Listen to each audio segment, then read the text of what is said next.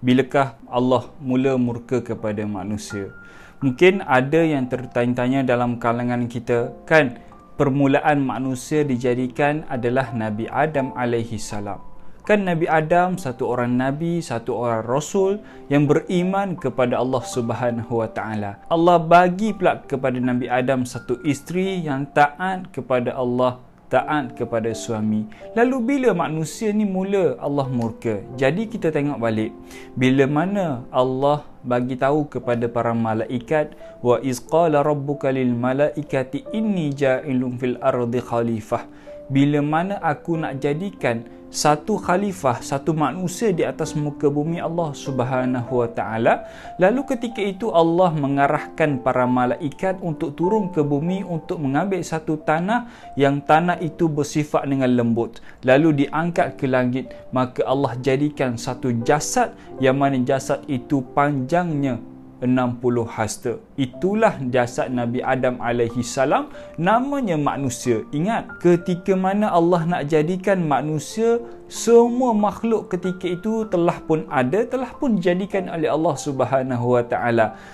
Jin pun dah ada, para malaikat sudah ada, para haiwan sudah ada. Manusia yang terakhir sekali, makhluk yang dijadikan oleh Allah Subhanahu wa taala. Sebab itulah manusia makhluk yang paling bongsu yang Allah jadikan. Maka bila mana Allah jadikan satu bentuk Nabi Adam terlantar 60 hasta panjangnya, ketika itulah para malaikat berserta dengan Iblis pun ada ketika itu. Ingat balik kisah Iblis yang mana dia adalah satu jin yang bersifat dengan jin daripada api, yang mana dia taat kepada Allah Subhanahu wa taala. Disebabkan ketaatan, keilmuan yang sangat tinggi, beriman, solehnya Iblis ketika itu, maka dia diangkat oleh Allah duduk tinggal bersama para malaikat di langit. Maka Iblis ni ketua kepada para malaikat. Ketika itu seandainya ada di antara malaikat yang nak doa daripada Allah, pergi jumpa Iblis kerana doa Iblis adalah mustajab. Maka bila mana malaikat dan Iblis datang tengok jasad Nabi Adam alaihi salam, apa Iblis buat? Dia terus masuk ke dalam jasad Nabi Adam dan keluar. Dan ketika itulah Iblis kata, sangat famous dialog dia, sesungguhnya jasad ini kosong dan jasad ini sifatnya lemah. Dan ketika itulah sifat takabur mula keluar daripada diri Iblis. Kerana ketika itu semua orang menyanjung Iblis, semua orang mengikut Iblis kerana dia adalah ketua bagi malaikat. Lalu bila mana Allah katakan makhluk ini lagi mulia daripada kamu, Allah mengarahkan ke semua makhluk untuk sujud kepada li Adam. Usjudu li Adam. Semua sujud, malaikat Iblis tidak sujud kepada Nabi Adam.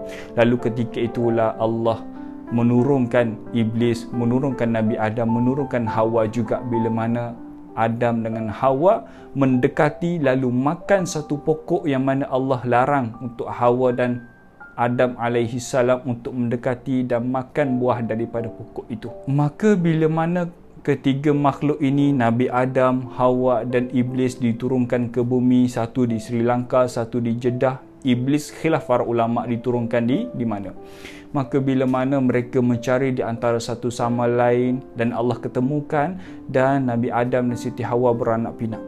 Maka daripada anak Nabi Adam itulah mula mereka memberontak. Anak-anak Nabi Adam, mereka beriman kepada Allah. Mereka tidak mensyirikkan Allah langsung.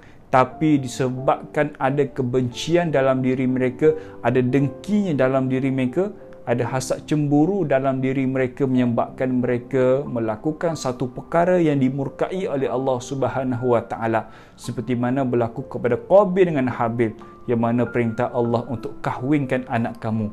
Kerana syariat ketika itu tidak ada masalah untuk berkahwin, tetapi kahwinlah berlainan adik-beradik, bukan kembar. Maka bila mana berlaku pembunuhan yang dianggotai oleh Qabil dengan Habil, maka ketika itulah hari pertama Allah mula murka kepada manusia, tapi manusia tidak mensyirikkan Allah ketika itu. Maka terpisahlah dua golongan. Satu golongan yang tinggal di atas bukit bersama dengan Nabi Adam alaihi salam. Semua ini beriman kepada Allah, tidak melakukan dosa besar langsung. Dan satu golongan lagi yang melakukan dosa besar, mereka keluar daripada perkampungan Nabi Adam, keluar daripada rumah Nabi Adam, tinggal di lereng-lereng bukit, tinggal di bawah bukit. Maka ketika itulah mereka yang tinggal berjauhan dengan Nabi Adam, berjauhan dengan satu orang Nabi, satu orang Rasul, utusan Allah, maka ketika itulah mereka mula melakukan perkara yang dimurkai oleh Allah. Daripada situlah satu demi satu mereka melakukan perkara yang dimurkai oleh Allah Subhanahu Wa Taala. Bermula dengan membunuh, pergi kepada tidak menutup aurat telah pun ada di zaman itu. Lalu datanglah iblis ketika itu bawa alat muzik. Iblis datang berupa dengan manusia, bawa alat muzik, main dekat kawasan mereka. Iblis main dan jadi tertarik dengan alat muzik mereka dengar. Esokkan hari iblis datang dengan bawa alat muzik yang lain. Esokkan hari alat muzik yang lain juga berlainan. Alat muzik iblis bawa semata-mata dendamnya kepada anak cucu cicit Nabi Adam alaihi salam. Maka bila mana dah berhari-hari goda anak cucu Nabi Adam, maka mereka terpedaya. Lalu mereka mengadakan pesta, mereka mengadakan tari menari dan sebagainya, sampailah berlaku tidak menutup aurat, minum arak dan sebagainya. Tapi ketika itu belum ada lagi yang mensyirikkan Allah. Manusia ketika itu mereka tahu alam ini dijadikan oleh Allah. Manusia ketika itu beriman kepada Allah. Akan tetapi manusia ketika itu mereka tak mampu untuk menepis tepias daripada iblis, godaan daripada iblis yang bawa alat muzik, ajarkan mereka untuk tidak menutup aurat dan sebagainya. Itulah detik permulaan bagaimana manusia, sejarah manusia mula dapat kemurkaan daripada Allah Subhanahu Wa Taala. Akan tetapi mereka tidak pernah minta ampun daripada Allah Subhanahu Wa Taala. Jadi sebab itulah bahaya. Apa asalnya? Asal usulnya adalah daripada cemburu, dengki sesama manusia. Sebab itulah bila mana ada dengki, ada cemburu dalam hati kita, menyebabkan terhakisnya satu sifat, satu nilai kasih sayang dalam diri kita. Moga-moga kita ambil pengajaran daripada kisah ini dan kita amalkan dalam kehidupan kita. Assalamualaikum.